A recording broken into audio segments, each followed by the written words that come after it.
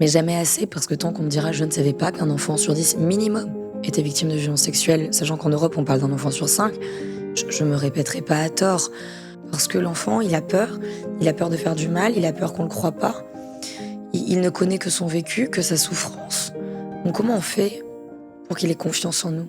Peut-être que déjà, nous-mêmes, on devient courageux pour qu'il puisse l'être à son tour. Et ça a été très dur d'être le témoin de soi, d'être impuissant, de ne pas pouvoir parler. Parce qu'aujourd'hui, je médiatise, mais j'ai attendu qu'un enfant meure pour ça. Vos métamorphoses, le podcast de vos parcours de vie, animé par Marion Duchesne, 2 mercredis par mois. Une enfance confisquée, un père qui a brisé tout ce qui aurait dû être protégé. Dès 11 ans, mon invité trouve le courage de parler à sa mère, qui la croit, avant de lui demander de se taire.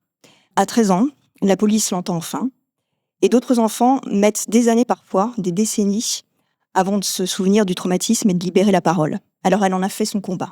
À 22 ans, elle obtient la garde de son petit frère Karl. En 2021, c'est elle qui le retrouve sans vie. Il avait 12 ans. Elle fait de cette perte, de ce silence, un combat de résilience. Elle crée l'association Karl, qui accompagne aujourd'hui plus de 2000 enfants. Elle reprend des études de droit qu'elle termine majeure de promotion et puis elle publie le livre « Les violences qui tuent l'enfance » aux éditions de l'Observatoire. Elle est aujourd'hui maman d'une petite fille de 11 ans, l'âge qu'elle avait elle-même quand elle a pu pour la première fois parler. Bonjour Stéphie Alexandrian. Bonjour. Bienvenue dans vos métamorphoses. Merci pour l'invitation. Est-ce que vous avez eu l'impression à un moment, Stéphie, d'avoir été une enfant? C'est une question un peu abrupte, mais est-ce que vous avez connu un moment dans votre enfance doux? Est-ce que j'ai été Protégée. une enfant? Je crois qu'on l'est par définition dès lors qu'on naît. On est à 0 jour. Donc je crois qu'on l'est de facto. Est-ce que j'ai eu le droit de l'être? Je dirais que non. Pourquoi? Parce que, in fine, très tôt, déjà en étant l'aînée d'une fratrie de 4 enfants et en ayant mon deuxième petit frère qui naît très malade, forcément j'ai été plongée dans des responsabilités, une réalité de vie que je crois nul ne devrait connaître. S'est ajouté à cela, l'inceste de mon père et un fonctionnement familial, un huis clos très particulier et des procédures judiciaires par la suite. Donc je dirais qu'à tous les égards, j'ai pas été préservée. Et est-ce que l'enfance, finalement, c'est pas être préservé du monde des grands et des problèmes des grands? Par contre, vous avez appris à vous protéger naturellement. Vous dites que vous portiez un masque très jeune. D'ailleurs, à l'école, on ne pouvait pas savoir ce que vous viviez derrière les portes de la maison. Et c'est ça le souci aussi, c'est qu'on ne voit pas ce qui se passe derrière la porte d'une maison. Et un enfant, parfois, ne manifeste pas ce qu'il vit. C'est ce que j'expliquais il y a, à des avocats il y a peu, c'est la difficulté de la parole de l'enfant. On a tendance à penser que l'enfant aurait pu parler, aurait dû parler et que finalement, à tel et tel égard, il en avait l'occasion, mais la réalité est infiniment plus complexe et pour l'enfant, c'est très compliqué de faire confiance aux grands. Comment savoir que sa parole va être reçue? Comment savoir qu'on va être cru? Et comment savoir que dans les conséquences, qui suivront, on sera protégé? C'est aussi la crainte, c'est-à-dire que parler, c'est briser des apparences, et c'est forcément, amener quelques conséquences.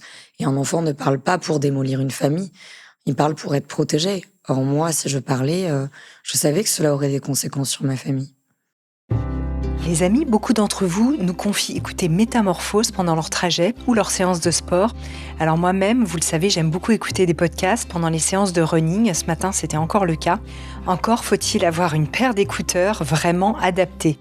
Alors quand j'ai reçu les nouveaux écouteurs de notre fidèle partenaire Shox, je me suis dit qu'il fallait absolument que je vous partage cette belle découverte. On retrouve bien sûr leur marque de fabrique, des écouteurs à oreilles libres, ultra légers, pensés pour offrir une écoute immersive sans vous couper du monde. Mais les nouveaux Open Dots 2 proposent en plus un design en clip ultra confortable qui fait toute la différence. Et honnêtement, cette alliance entre confort, qualité d'écoute et sécurité est particulièrement réussie. La gamme Open Dots de Shox offre une manière beaucoup plus libre et naturelle d'écouter vos podcasts et votre musique. Les écouteurs sont disponibles sur le site fr.shox.com, je vous appelle shokz.com. Toute la difficulté aussi, c'est que en vase clos, comme vous viviez, parce qu'on vous avait retiré aussi de l'école à un moment, c'est ce qu'a fait... À 2 moments, j'ai été déscolarisée 2 fois.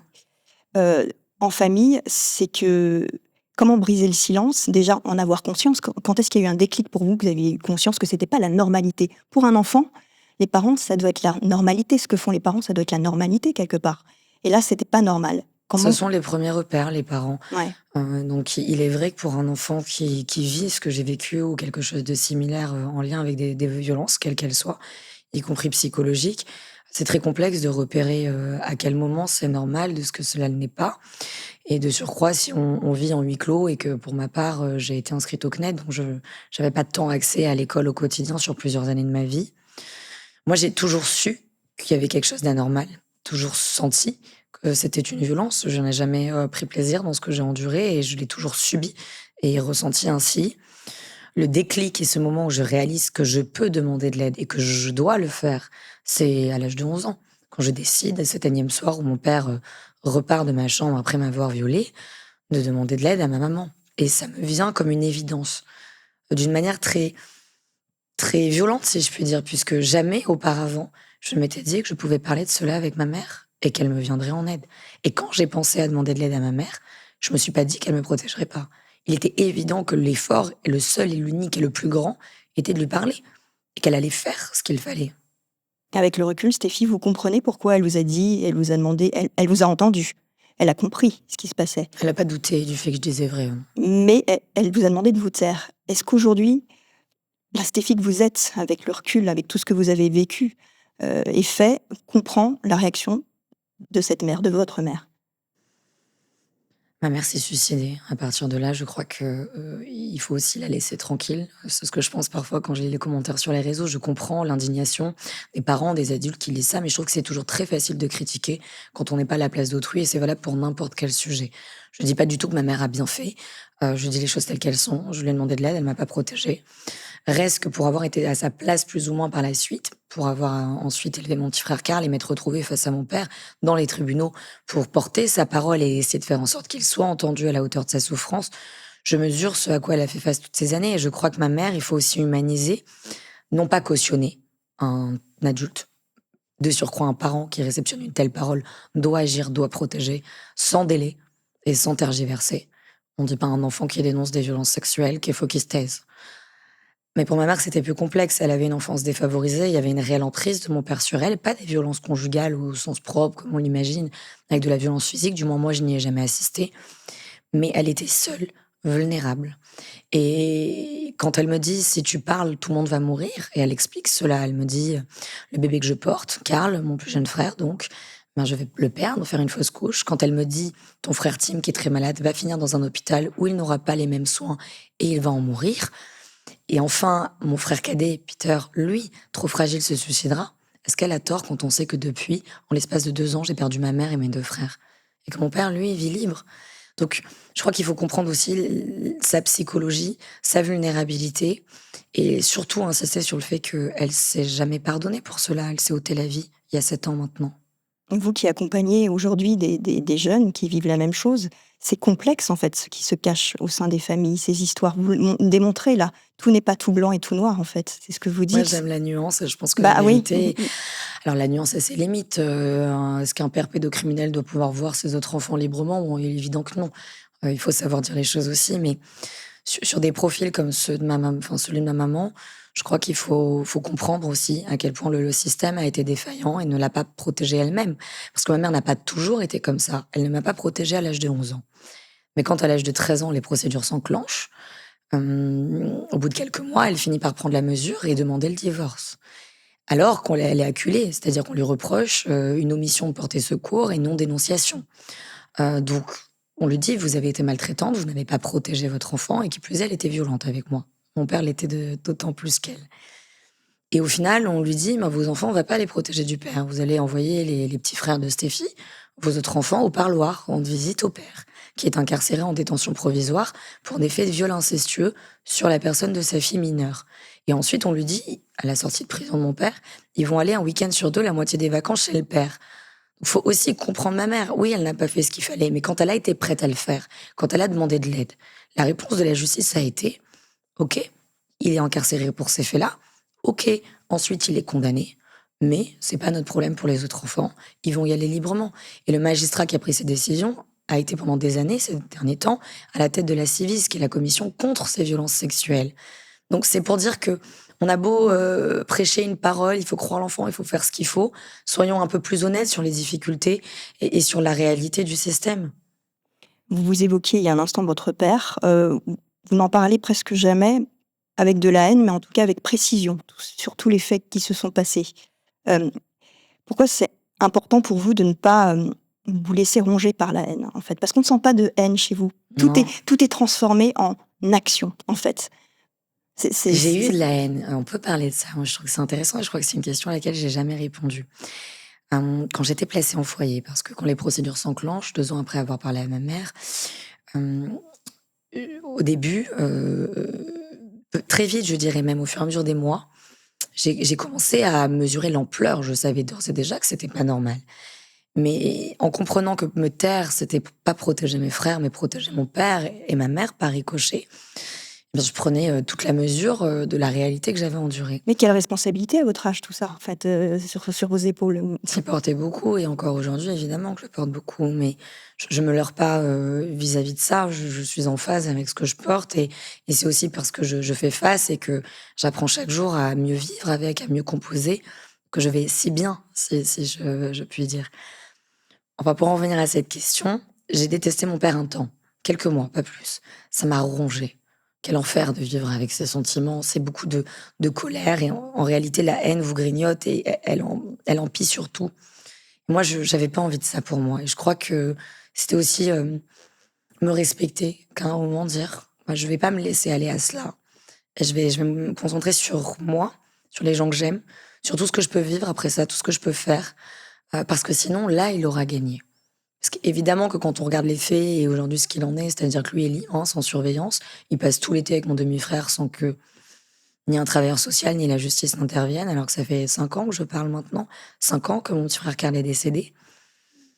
C'est très difficile. Donc il faut aussi que moi, je trouve le moyen de vivre avec ce que je porte. Et je pense que la justice, c'est pas que ce qui se passe dans les tribunaux, c'est aussi la vie qu'on s'accorde après. Vous dites finalement que la colère, vous l'avez transformée. Il y a eu un moment précis où vous avez senti qu'il fallait en faire autre chose? Ou c'est quelque chose qui s'est fait Quand petit ça me à rongeait petit? de trop, quand ça Oui. m'empêchait de dormir, quand tout n'était que noirceur, quand j'en venais à me dire, il faut qu'il... Et c'était après le procès. Je l'ai ressenti après, parce que quand il a été libéré le soir même, en fait, moi j'ai dénoncé des viols. Mais à l'époque, on correctionnalisait beaucoup, c'est-à-dire qu'on renvoyait beaucoup ces agresseurs, non pas pour les faits dénoncés, parce qu'il y avait que des cours d'assises qui étaient saturés, et c'est compliqué avec un jury populaire, on n'est jamais à l'abri que la personne ne soit pas condamnée. Donc, c'était souvent requalifié en agression sexuelle, ce qui était un vrai problème, parce que moi, j'avais une déchirure hyménéale.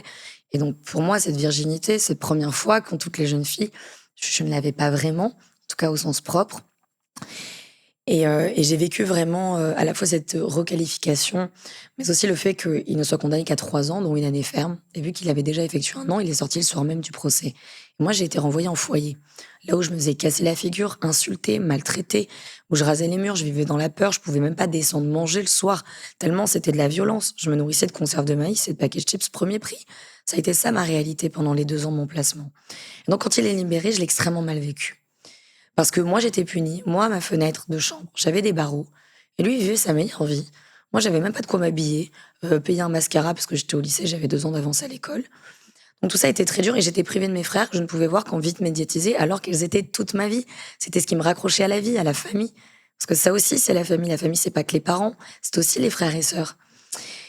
Et donc là, j'ai commencé à avoir de la haine et c'est aussi la même période où finalement j'ai fait une tentative de suicide et 1 semaine de coma.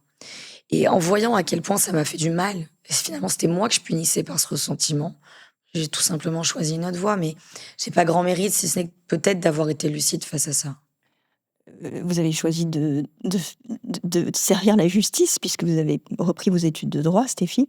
Mais c'est le paradoxe, on a l'impression que la justice, elle est hors cadre, hors monde, hors vie, hors réalité. Parfois, quand on vous écoute, ça paraît tellement aberrant et pourtant, eh ben, vous y croyez encore à la justice. Enfin, c'est peut-être abrupt comme J'y question, crois mais parce qu'on a besoin d'elle, ouais. Mais parce qu'on parfois, peut pas faire sans. hmm. Je comprends tous les discours haineux et je vois bien que face à l'actualité, il y a une montée des extrêmes, remettre la peine de mort, etc. Enfin, ça part dans tous les sens et il y a des comportements sur les réseaux sociaux, les médias qui peuvent être un peu border. Moi, je pense pas qu'on arrivera à se faire entendre, à engager une plus large part de la société sur ces questions, parce qu'il faut sensibiliser aussi le reste du monde. Il n'y a pas que la justice, il y a un travail sociétal aussi à faire. On a tous une responsabilité, elle est collective sur ces sujets. On ne protège plus l'enfant aujourd'hui, mais ça vient de loin. Pardon, mais c'est l'impression qu'on a aussi. Hein. Il est vrai, moi je crois en la justice. Je maintiens qu'il y a de très bons magistrats.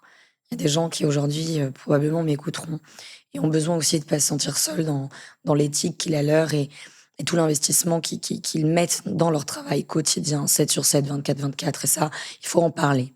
Mais la justice est rendue par des humains et en ce sens-là, elle est faillible. Donc par ricochet, elle est perfectible. Et aujourd'hui, c'est très compliqué, notamment sur ce qui relève de l'intrafamilial.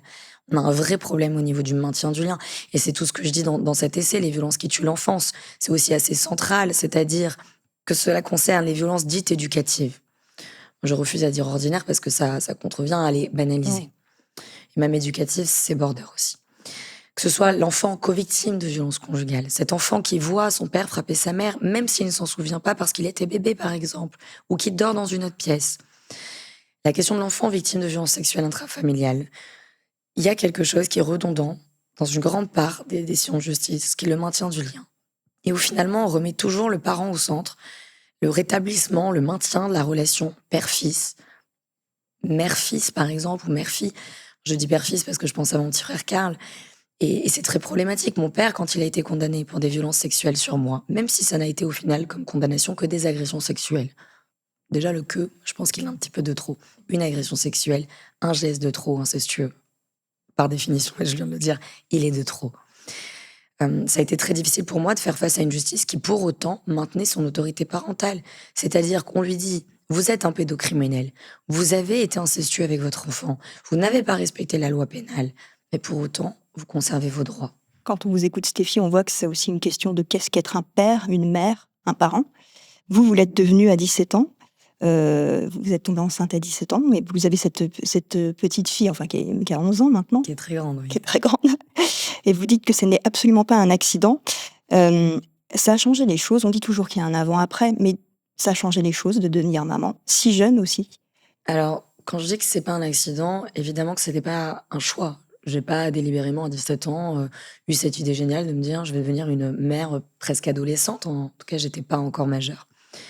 Je suis tombée enceinte sous contraceptif et je l'ai choisie parce que je l'ai aimée. Et cet amour que j'ai ressenti pour elle il y a plus de 12 ans maintenant, puisqu'elle a 11 ans et demi plus 9 mois, je le ressens chaque jour depuis. Mais je suis aussi honnête sur le fait qu'à l'époque, j'étais vulnérable. J'avais fait un travail, une psychothérapie conséquente, mais j'étais pas encore suffisamment reconstruite.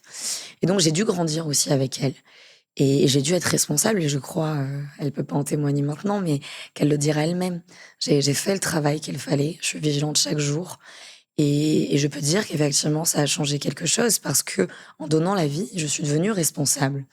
Et je crois que quand on devient parent, on n'a pas le droit à l'erreur. Alors, nul parent n'est parfait, et il y a que des parents qui essaient de l'être et de le devenir chaque jour un peu Vous plus. disiez tout à l'heure, la justice est infaillible, pas infaillible justement. L'être humain n'est pas infaillible. Nous Donc non on fait plus, ce qu'on les peut. parents. Oui, on fait ce qu'on peut. Et les humains même, de manière générale, qu'importe le cadre, professionnel ou personnel. En tout cas, ce qui concerne ma nana, puisque c'est le surnom que je donne publiquement, j'évite de trop l'exposer. Je crois que c'est important de protéger nos enfants aussi à ce niveau-là. M'a beaucoup appris, mais m'a aussi amené à devenir chaque jour plus responsable et plus lucide vis-à-vis de ce que j'ai enduré, parce qu'il importe de briser aussi un schéma transgénérationnel. Et ça, c'est essentiel. Quand on a été victime, on n'est pas condamné à reproduire. On n'est pas condamné à être victime toute notre vie. C'est une réalité, mais ça nécessite une vigilance régulière. Ça veut dire faire un travail sur soi-même. Vous disiez tout à l'heure, Stéphie, vous parliez de psychothérapie, vous vous êtes fait accompagner. Aujourd'hui encore, j'imagine que vous vous faites accompagner. Alors, moi, j'ai toujours réussi, mais je veux pas qu'on y voit là un mérite comme si, parce qu'on prend des thérapeutiques, alors on n'est pas à la hauteur. Mais je m'en suis sortie pour ma part sans médicaments, parce que j'ai fait un vrai effort de parole. Un psychologue, un pédopsychiatre ou un psychiatre, enfin, tous ces professionnels ne peuvent pas vous aider si vous ne donnez pas aussi de votre personne. Moi, j'ai toujours su que je m'en sortirais pas seule. Et encore aujourd'hui, par moments, j'éprouve ce besoin et je fais ce qu'il faut et je veille à être bien entourée. Et c'est une vigilance, et je crois qu'on le doit à nos enfants, selon l'enfance qu'on a eue, mais même avec une enfance qu'on pense être bénigne, Mmh. et j'emploie volontairement ce terme, il faut être vigilant sur le fait que des petites choses, comme des grandes choses, peuvent à un moment nous traumatiser sur certains points et revenir dans notre vie de parents, d'adultes, de compagnons, de compagnes, de maris, de femmes. Voilà, l'enfance a des conséquences. Je crois que la première prise de conscience, c'est celle-ci. Et quand vous parlez de protéger, votre fille, c'est jusqu'à toute sa vie, en fait? C'est une responsabilité qui est d'accompagnement toute sa vie ou jusqu'à ce qu'elle soit adulte et là, on vous lâcherait, vous la laisserez partir parce que Je la laisse c'est pas déjà facile? partir. Non, non, non, je suis pas. Alors oui, j'ai un petit côté mère poule, où j'aime bien quand elle mange, j'aime qu'elle pense à elle, j'aime qu'elle me parle de vernis et de choses un peu futiles parce que tout ça montre qu'elle, elle sait se recentrer et que tous ces traumatismes, parce que même si elle n'a pas eu mon enfance, elle a ses propres problématiques, mais que je n'exposerai pas par respect pour elle, et elle aura le choix d'en parler un jour ou non. Et elle a, par ricochet, et ça, je n'y peux rien. En tout cas, je n'ai rien pu faire. Elle a connu ces deuils traumatiques. Et ce petit frère dont je parle, Karl, était comme son grand frère. Et elle a grandi avec lui. Et aujourd'hui, ma fille, elle est amputée de ce grand frère-là. Donc, je suis pas si protectrice. Je suis surtout très à l'écoute. Je parle beaucoup avec elle. Je lui laisse la place. Je lui laisse le droit. Et je la respecte comme personne. Et ça fait d'elle déjà une jeune fille qui est formidable, mais parce qu'elle l'est aussi et parce que elle a choisi la vie comme maman. Et ça, c'est important. On peut dire à nos enfants, ça en vaut la peine, ma chérie, tu sais, maman est forte, ça va aller. Mais si on ne montre pas au quotidien qu'on incarne et que ces propos qu'on tient sont réels, sont vécus, l'enfant n'adhère pas, il est une éponge. Et donc, je crois que c'est là ce que peut-être j'ai réussi, mais c'est pas un mérite, ça tombe pas du ciel. C'est-à-dire que je travaille chaque jour pour, et je sais me faire aider. Et ça me donne beaucoup d'espoir pour l'avenir.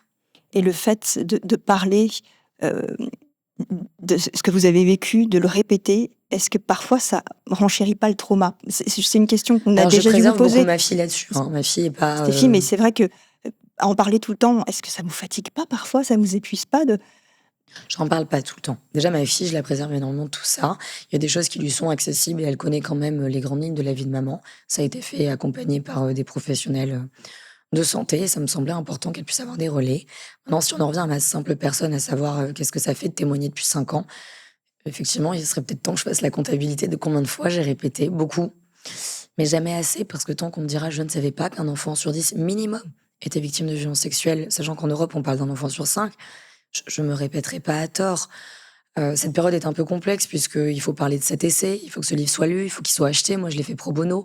Il faut que le documentaire Arte, Inceste, le combat d'une vie, rentre dans tous les foyers de France et au-delà de notre pays, je le crois sincèrement.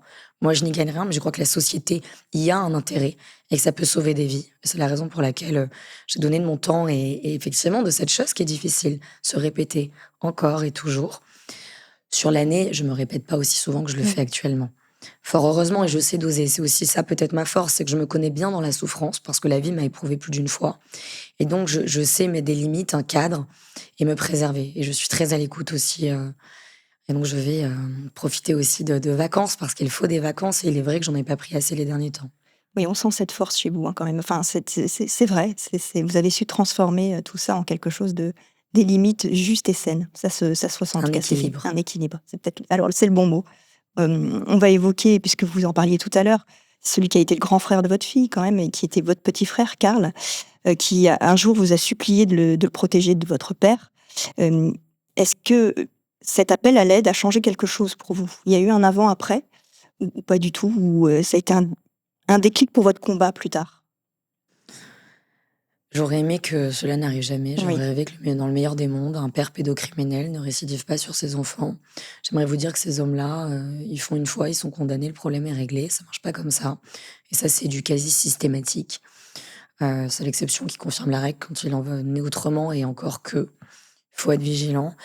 Il faut imaginer que ce jour-là où Karl me dit: «Je t'en supplie, protège-moi de lui», il ne l'appelle pas par ce mot qui est le mot papa. Il l'appelle par son prénom à cette époque, en 2019, quand je me retrouve dans cette salle de bain, dans un hôtel, perdu à l'étranger, parce qu'on était sur un bateau de croisière. Il a fallu quitter en urgence suite à cette annonce, que j'ai eu de notre père, à savoir: «Je suis désolée, maman s'est suicidée». C'est un cauchemar pour moi, parce que j'ai à charge de dire à mon petit frère Karl son pire cauchemar. Et je sais ce qu'il va ressentir, parce que je suis déjà le témoin de sa souffrance depuis quelque temps maintenant. Et là, il hurle et il me supplie. Ça a été très difficile pendant 2 ans d'essayer de le protéger face à une justice qui était dans un entre-deux. Karl dépose plainte, Karl dénonce des violences sexuelles. On a déjà des éléments, il a déjà été condamné, ce monsieur. Pas une garde à vue. À ma connaissance, ce jour, 5 ans après le décès de Karl, donc 7 ans après le décès de notre mère. Pas une audition, pas d'investigation particulière. Et cette justice civile, c'est-à-dire le juge des enfants qui, ok Karl, tu vas vivre avec ta sœur, très bien, tu vas vivre avec elle. Mais tous les semaines, au niveau des travailleurs sociaux, de ce qu'on appelle une AEMO, une mesure d'accompagnement éducatif, eh bien, cette question de rétablir la relation père-fils, de maintenir le lien, d'introduire un droit de visite médiatisé, un droit de correspondance. Et en fait, c'est devenu l'enfer de Karl qu'il était déjà et qu'il dénonçait. Et ça a été très dur d'être de témoin de ça, d'être impuissant, de ne pas pouvoir parler. Parce qu'aujourd'hui, je médiatise, mais j'ai attendu qu'un enfant meure pour ça. Et vous le voyez bien, je raconte pas tout. Je peux pas parler des enfants vivants. Je parle d'un enfant qui est mort. Et encore aujourd'hui, je dois vivre avec cette culpabilité qui est de me dire, j'ai fait tout ce que j'ai pu, j'ai arrêté mes études pour aller travailler, pour en avoir la garde. J'ai rien compté le concernant. Je l'ai aimé non pas comme un fils, parce qu'il faut pas faire l'amalgame, il y a aussi un risque de transfert à considérer, mais autant, avec autant d'amour, même si différemment. Et je n'ai pas suffi. On aurait pu, on aurait dû le protéger. Et on a tous échoué. Et moi, je dois vivre avec ça. Mais l'association Karl est là. Et peut-être que ça ne répare pas les choses, mais ça cicatrise certaines choses. Et en tout cas, ça aide. Vous êtes sous tout terrain. Je vous vois depuis tout le début de l'interview, Stéphie, vous n'arrêtez pas, je le sens. Et donc, il y a ça quand même qui s'est concrétisé quand même. Alors, ça ne répare pas. Je crois que c'est très important de bien comprendre que... On m'a déjà posé cette question dans une interview. Aujourd'hui, tu te bats pour Karl. Et bon, oui et non. Je me bats pour Karl quand j'essaie de faire instruire sa plainte, que le parquet, le procureur de Marseille se réveille et fasse ce qu'il faut. Ça, oui. Je me bats pour Karl quand j'engage la responsabilité de l'État. Et la France, un jour, répondra de ses défaillances concernant toute notre histoire de vie. Et elles sont nombreuses, il faut le dire. Et j'ai confiance. Et je sais que s'il faut aller devant la Cour européenne des droits de l'homme, nous irons et nous obtiendrons gain de cause. Mais aujourd'hui, je ne fais pas ce que je fais pour Karl. Je ne répare rien. C'est trop tard pour Karl. En revanche, j'ai appris de ce vécu. Et j'ai choisi d'en faire quelque chose, comme j'aurais pu choisir de fuir. Et je le respecte aussi. Mon frère cadet, lui, est aux États-Unis. Et c'est nécessaire à sa survie, voire à sa vie, si on peut penser qu'à un moment, on dépasse le côté survivant pour vivre pleinement. L'association Karl, elle a vocation à œuvrer pour que ce type de drame n'existe pas, ou le moins possible du moins. Et un enfant de sauver, un enfant d'aider, c'est toujours ça. C'est comme là, aujourd'hui, je vous parle, je ne sais pas combien de personnes ça va aider. Mais ne serait-ce qu'une personne, je n'ai pas perdu mon temps. Et donc, c'est vraiment ce que j'essaie de faire. Et je suis aussi honnête sur quel sens vous donnez à votre vie après tout ça. Est-ce que ça m'aurait intéressé de faire... J'ai repris des études de droit. Aujourd'hui, je suis à ma 3e année de reprise et à ma première année de thèse, justement sur ces questions de protection des mineurs, des enfants, contre ces violences sexuelles. C'est pas faire du droit fiscal, capitaliser, ça n'a pas beaucoup de sens pour moi. Il faut quelque chose qui me donne envie de me lever le matin, qui fasse sens, parce que c'est pas simple de travailler. Parfois, on n'a pas envie d'aller bosser. Je crois que c'est pareil pour tous. Donc, faire un métier qu'on aime. Et moi, j'aime ce que je fais. Ça a du sens et ça a de la valeur par rapport au prix que je paye chaque jour pour vivre après tout ça. Vous plaidez pour la reconnaissance de l'amnésie traumatique. Vous n'avez pas vécu cette amnésie. Vous, un peu, oui, directement. Je l'ai vécu Parce que ça, c'est une vraie question. Je l'ai vécu sur un autre dossier dont je ne peux pas parler puisqu'il y a une procédure en cours. Et surtout, je l'ai vu avec l'un de mes frères. Mon frère survivant. Mais pareil, je n'en parle pas parce que lui, il aime beaucoup ce que je fais, il le soutient profondément. Mais lui, il se sent pas de faire ce que je fais. C'est pour ça que c'est souvent moi, et je le précise parce que c'est des questions qu'on me pose souvent. Pourquoi il y a que toi qui parles alors qu'il reste un frère? Mais mon frère, il veut rester discret, il veut sa tranquillité. C'est quelque chose que j'ai pu voir donc, dans mon quotidien, dans ma famille. Et c'est quelque chose que je vois au quotidien au niveau de l'association Karl. Il est possible de ne pas se rappeler. Il faut imaginer que face à de telles souffrances, on se dissocie. Et donc, l'esprit, le psychisme fait absolument ce qu'il peut. Et l'amnésie traumatique, c'est aussi un mécanisme de survie. C'est pas quelque chose qu'on décide, c'est notre corps qui nous protège. C'est le paradoxe, en fait. C'est une manière de survivre et en même temps, c'est une prison. Enfin, c'est très étrange, c'est vrai.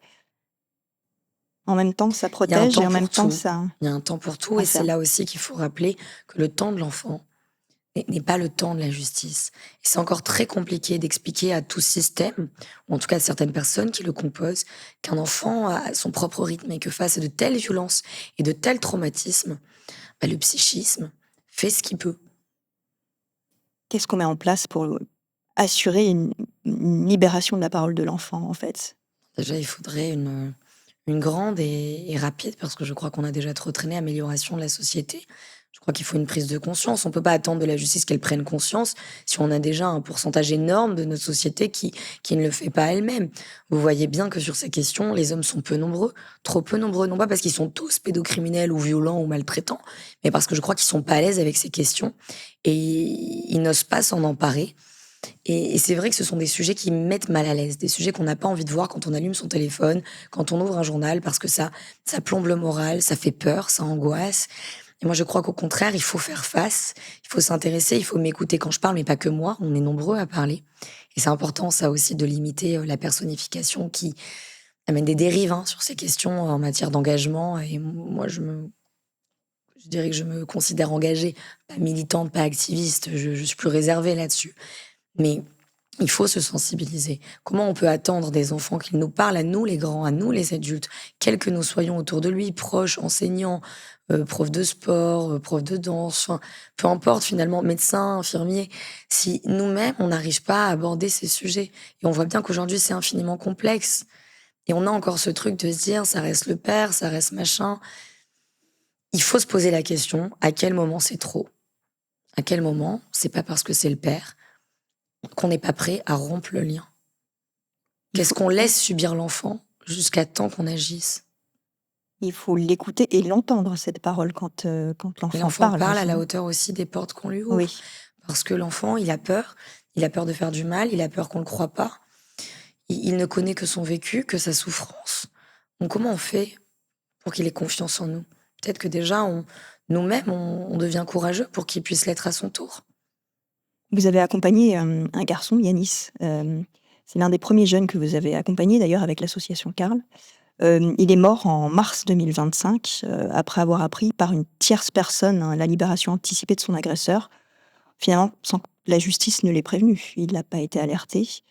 Qu'est-ce que cette histoire a changé dans votre manière de vous battre aussi, au quotidien?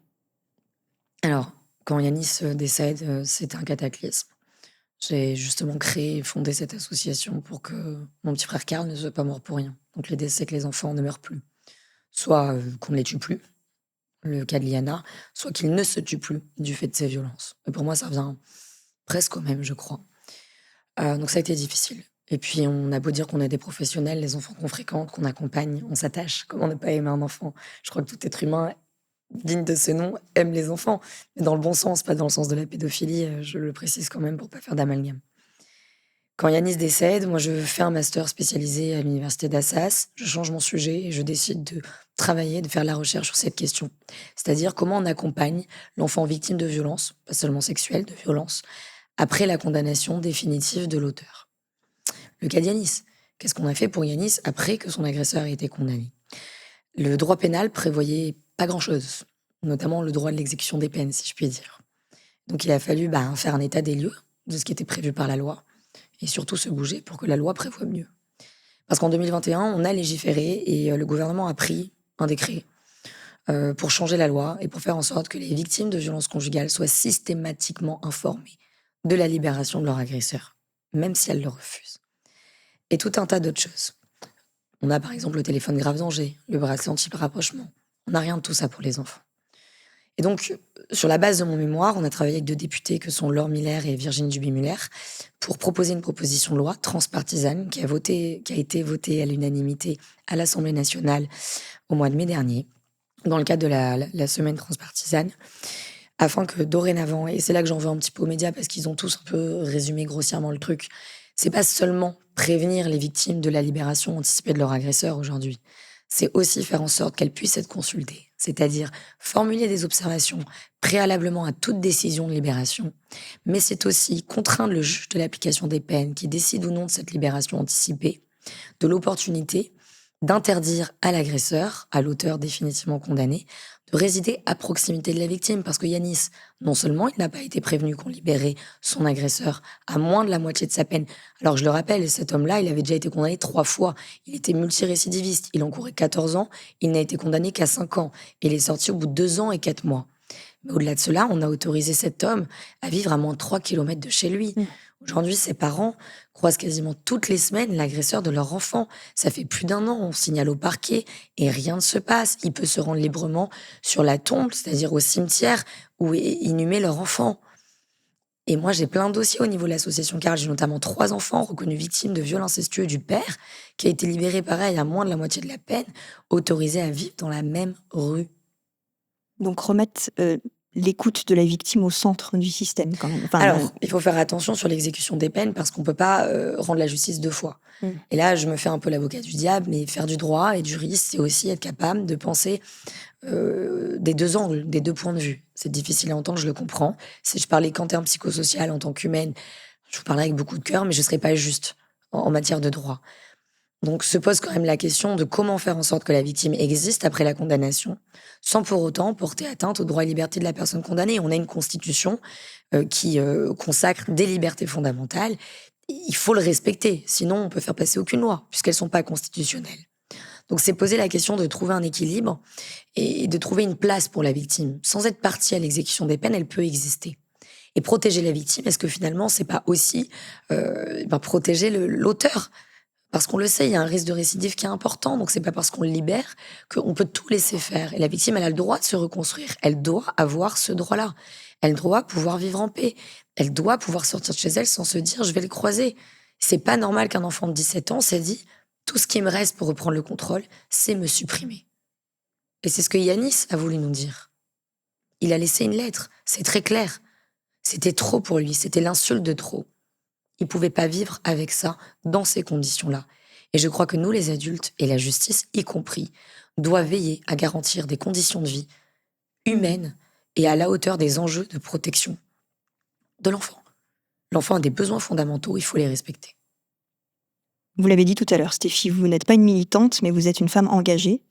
Depuis l'affaire Iliana, il y a cette coalition de plus de 150 associations qui manifestent chaque lundi devant les tribunaux pour une grande loi intégrale contre les violences sexuelles faites aux femmes et aux enfants.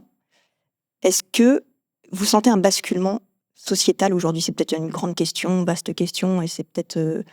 Mais est-ce que vous pensez là qu'on est en train de basculer vers quelque chose ? Je sais que tout le monde l'espère et a envie d'y croire. Mais oui, non, mais justement, est-ce Après, que moi, c'est une illusion ? Non, mais je pense que l'espoir fait vivre, donc est-ce que vous avez tort d'espérer ? Non. Heureusement que j'ai espoir moi-même. Non pas forcément que sur ce point, mais sur l'ensemble. Si je cesse d'espérer, je cesse d'œuvrer, je cesse de travailler. Si je pense que ce que je fais ne sert à rien, j'arrête de le faire. Donc je pense qu'on n'a jamais tort d'œuvrer. Maintenant, est-ce qu'on fait les choses comme il faut aujourd'hui ? Est-ce que c'est en hurlant ? Est-ce que c'est en allant dans les extrêmes qu'on y arrivera ? Je ne sais pas. Moi, j'ai tendance à penser que je suis jamais autant entendue que quand je prends le temps d'expliquer, non pas d'être si modéré que ça, mais de coller le plus possible à la réalité. Il y a un lien entre les femmes et les enfants, c'est une réalité. Mais sur certains sujets, il faut savoir le distinguer. Et on a tendance, dans ce nouveau féminisme, à tout mélanger, je trouve. Moi, je suis allée à des rassemblements où je voyais la CGT, je sais pas trop quoi. Enfin, parfois, je me demande ce que je fais là. Ça part dans tous les sens. Et moi, je pense que c'est important aujourd'hui qu'on se recentre, qu'on se pose les bonnes questions. Moi, j'ai fait cette thèse parce que je voulais pas brasser de l'air. Je voulais faire de la recherche. Je voulais qu'on creuse ces dispositifs. Ce que le droit positif, c'est-à-dire le droit qui s'applique aujourd'hui, prévoit. Et qu'on aille dans le fond et qu'on fasse de la qualité. Et évidemment qu'il faut se lever aujourd'hui. Il faut dire à la France, à notre société, à notre gouvernement, il est temps de mettre les moyens. Il est temps de faire des enfants, de la protection des enfants, des femmes, mais aussi des hommes. Il y en a des hommes victimes. Parce que quand on dit les femmes et les enfants, on fait quoi des enfants garçons ? Non, mais ils sont nombreux, je suis les petits d'accord. garçons victimes. Et ils sont plus souvent mis de côté. Il faut savoir que les petits garçons victimes, enfin les enfants de sexe masculin victimes, ont plus tendance à passer à l'acte. Et il y a un tabou supplémentaire parce que le plus souvent, l'agresseur est un homme. Et donc, ça pose la question de l'homosexualité. C'est-à-dire, vous pouvez être un enfant à orientation hétérosexuelle et pour autant être violé par un homme. Donc, il faut comprendre à quel point c'est complexe. Je suis pas là pour comparer. Moi, je crois qu'il faut arrêter de dire qu'une souffrance est plus importante que l'autre à tous les niveaux et en ce qui concerne absolument tout, pas seulement ce qu'on aborde aujourd'hui. Reste qu'il faut être honnête sur les difficultés supplémentaires. Sur certains vécus et certaines souffrances. Cette loi intégrale, elle peut apporter quelque chose. Maintenant, il va falloir être vigilant sur le fait qu'elle soit pas instrumentalisée, sur les moyens qu'elle va apporter, sur ce qu'elle ne va pas omettre, parce qu'aujourd'hui, il y a des omissions. Quand on fait du droit, on fait du droit. On peut pas... Il y a une grande difficulté, moi j'en parle beaucoup avec des universitaires, et autres qui ont œuvré à des évolutions législatives, souvent sur la base d'un fait divers, on s'affole tous et on veut agir très vite. Mais parfois, à faire trop vite, on fait n'importe comment. Maintenant, il est vrai, c'est une réalité, il y a une urgence. Tous les jours, des enfants meurent. Tous les jours, mon téléphone sonne et on a des enfants accompagnés par l'association Carl dans le coma. C'est chaotique. C'est une catastrophe. Si je suis fatiguée aujourd'hui, à cette période-là de l'année, c'est parce que tous les jours, on a des dossiers dramatiques, des décisions de justice dramatiques. Un manque de moyens qui est considérable. Il y a aussi un manque de formation. Et il y a une déformation dans le système judiciaire sur ce maintien du lien. On devrait se dire, monsieur est condamné, on a des éléments, on prend la mesure et on protège l'enfant. Et je sais pas pourquoi, on poursuit toujours cette idée que, quand même, ça reste le parent. Stéphie, on arrive presque à la fin de cet échange. Si la petite fille que vous étiez à 6 ans entrait dans cette pièce maintenant, qu'est-ce que vous auriez envie de lui dire ? C'est une question difficile, on me la pose, si je suis honnête, quasi C'est systématiquement. oui. Alors, je sais pas ce que j'aurais à dire à ce que j'ai été. C'est si loin maintenant, je crois. Et c'est pas plus mal, parce que plus je vais m'intéresser à ce passif, moins je vais vivre le présent. Mais si je devais parler à une petite fille celle que j'étais, moi je dirais que elle a raison de trouver ça pas normal. Et le besoin qu'elle éprouve, qu'on la protège, qu'on l'aide, il est légitime. Et qu'il faut qu'elle parle. Et si elle arrive à parler comme j'ai fini par le faire, je lui dirais qu'elle a eu raison, qu'importe les conséquences. Ça m'empêche pas de me sentir coupable. Parce qu'on m'a dit ne parle pas, sinon tout le monde va mourir et tout le monde est mort. Je crois qu'il est temps que la justice me donne raison d'avoir parlé, me donne raison d'avoir cru mon petit frère Karl. Et il est encore temps de réparer pour sa part. Elle peut le faire en ce qui concerne la plainte de Karl en cours, mais elle peut aussi le faire dans toutes les situations desquelles elle va être saisie, où il faudra avoir la bonne position. Il faudra décider de si on classe ou non, et de tout ce qu'on investit pour soutenir la parole de l'enfant, qui est en elle-même une preuve, j'insiste sur ce point. Stéphie, dans vos métamorphoses, on termine toujours avec l'objet. Là, j'ai vu que vous aviez 2 objets qui symbolisent votre transformation, votre métamorphose. Vous avez apporté quoi ? Vous pouvez nous montrer ce que c'est ? Je sais pas si ça symbolise tant que ça ma métamorphose. En tout cas, c'est ce que vous aviez envie de partager avec nous. C'est comme un petit phare dans l'obscurité, si je puis dire. La vie est belle, Stéphie, parce que j'en profite, puisque vous parliez de phare dans l'obscurité, malgré tout ce que vous avez traversé, ce que vous portez aujourd'hui, ce combat que vous menez. La vie est belle ? La vie est si belle parfois. Et il faut faire de ce parfois quelque chose qu'on garde quand c'est moins le cas. Et je vous le dis souvent, la vie, c'est des vagues. Alors, il y en a qui subissent plus ou moins de tempêtes et de virulence dans celle-ci. Je comprends que parfois on ait le sentiment de se noyer, qu'importe l'épreuve à laquelle on fait face. Mais si on arrive dans ce moment où on se noie à se rappeler qu'on a eu la tête hors de l'eau avant et qu'on l'aura à nouveau après, je crois que ça change tout. Et c'est vraiment une gymnastique de l'esprit. Moi, j'ai vraiment l'impression que mon cerveau s'est musclé à force et lucide sur cette souffrance-là quand elle arrive. Ça veut pas dire que je serre les dents tout le temps. J'ai pas pleuré devant vous, ça m'empêche pas de le faire. Pas tous les jours, fort heureusement. Mais ça m'arrive. Et c'est parce que j'ai ces moments où j'accepte de me dire, c'est difficile, là, que finalement j'arrive à aller bien malgré tout. Et quand vous avez autant souffert, effectivement, tous ces petits bonheurs qui peuvent paraître dérisoires deviennent des bonheurs infinis. Et je me nourris de ça. Alors, partagez-nous, Stéphie, du coup, ces 2 objets. Alors, on a cette photo qui est... alors, c'était le cadeau que ma maman m'a demandé durant son avant-dernier anniversaire. Elle voulait une photo avec ses 4 enfants, parce qu'elle n'en avait aucune. C'est la seule que j'ai. Pour moi, elle est très importante parce que ici, vous avez tout ce qu'a été ma vie avant l'arrivée de ma fille. On a Karl, notre maman, qui l'aimait tellement. Parce que oui, elle a été défaillante avec moi, mais avec Karl, elle a quand même fait beaucoup plus. Et je crois sincèrement qu'elle a essayé de l'aider. On a mon petit frère Tim, qui était très malade, polyhandicapé. On a moi. Et on a mon frère Peter, qui reconstruit sa vie aux États-Unis. Et cette photo, c'est ma famille. Et finalement, si on fait un travail d'image là-dessus, c'est terrible, parce qu'il ne reste que 2 personnes. Mais pour autant, ça a existé. Et ça existe encore. Moi, je poursuis l'idée que la mort n'arrête pas l'amour. Et donc l'amour vit encore. Et même si Karl n'a vécu que 12 ans et que c'est bien trop peu pour ce qu'aurait dû être la vie d'un enfant et encore plus la sienne, il faut faire quelque chose de tout ça. Et il nous a laissé beaucoup. Et c'est pourquoi je me permets de transgresser un petit peu les normes de ce podcast. Avec un 2e objet. Avec exactement ce 2e objet, qui est donc le dernier cadeau que Karl m'a offert. C'est un origami Et c'est la dernière chose qui m'a laissée avant son suicide. Et Karl n'avait jamais fait d'origami, très particulier. Et dessus, il est écrit « Je t'aime, plus fort que l'univers ». Nous, on se disait pas « plus fort que l'univers ». Entre nous, on se disait « Je t'aime plus que tout ». I love you plus que tout. Et c'est ce qui est inscrit au cimetière quand on va se recueillir sur sa tombe. Et il a écrit aux quatre coins de cet oiseau les prénoms de ses frères et sœurs, c'est-à-dire Peter, Steffi, mais également son prénom et le prénom de ma fille que je n'expose pas. Cet oiseau, c'est le logo de l'association Karl. Il est magnifique. Et Vous parliez de l'amour au-delà de la mort, ce vol, cet envol de l'oiseau qui porte. Exactement. Et vous voyez, là, j'étais dans le sud il y a quelques jours et il y avait des petits papillons blancs qui tournaient autour de moi, surtout. Je ne dis pas que je crois que mon frère s'est réincarné en papillon, mais c'est un petit signe, c'est un peu de légèreté. Et je crois que parfois, il faut savoir lever la tête, voir qu'on a un beau ciel bleu, qu'il fait beau, que quelqu'un nous a souri dans la rue. Et je sais que ça paraît très gnangnan, mais si on prend un peu d'énergie dans tout ça, on se lève plus facilement le lendemain. C'est pas du tout gnangnan, au contraire. Mais en tout cas, merci Stéphie. Les petites choses, savoir les déguster, les savourer et les apprécier quand elles sont là, c'est vrai. Merci. Vous écrivez dans les dernières pages de votre livre pour que la sécurité de l'enfant devienne enfin le socle inviolable de notre société et de notre contrat social. Le temps de l'indignation doit céder la place à celui de la protection. On a bien compris ce qu'était votre message, ce qu'était votre engagement, puisque votre militantisme, ça ne vous aimait pas trop. Non. Merci en tout cas Stéphie, Alexandrian, merci. Ce livre qui est paru donc aux éditions de l'Observatoire, Les violences qui tuent l'enfance. Bien sûr, l'association Karl, c'est à découvrir sur Internet, associationkarl.com.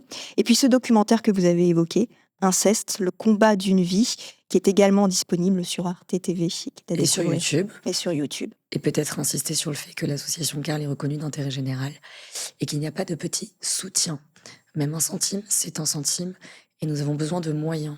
Vous avez raison de le rappeler. Merci Stéphie Alexandrian, merci beaucoup. L'écoute de cet épisode peut être difficile si vous-même ou un enfant de votre entourage avez subi ou pensez avoir subi ce type de violence. En France, vous pouvez contacter le 119, Allô Enfance en danger, ou le 3114, le numéro national de prévention du suicide. En Belgique, le 103, Écoute Enfant, ou le 1712 pour signaler une maltraitance. En Suisse, le 147, la ligne Conseil Plus aide pour les enfants et les jeunes, ou le 143, la main tendue. Si cet épisode vous a plu, pensez à vous abonner à notre chaîne YouTube ou aux plateformes sur lesquelles vous nous suivez, Apple Podcasts, Deezer, Spotify. C'est gratuit, c'est instantané. Pour nous, c'est vraiment important. C'est ce qui permet à Métamorphose de continuer à exister, de diffuser des conversations toujours plus inspirantes. N'hésitez pas à le partager, même par WhatsApp, à 2 ou 3 de vos amis. Il pourra évidemment leur plaire aussi. Merci infiniment pour votre soutien, tous vos commentaires et tous vos partages. Métamorphose, le podcast qui éveille la conscience.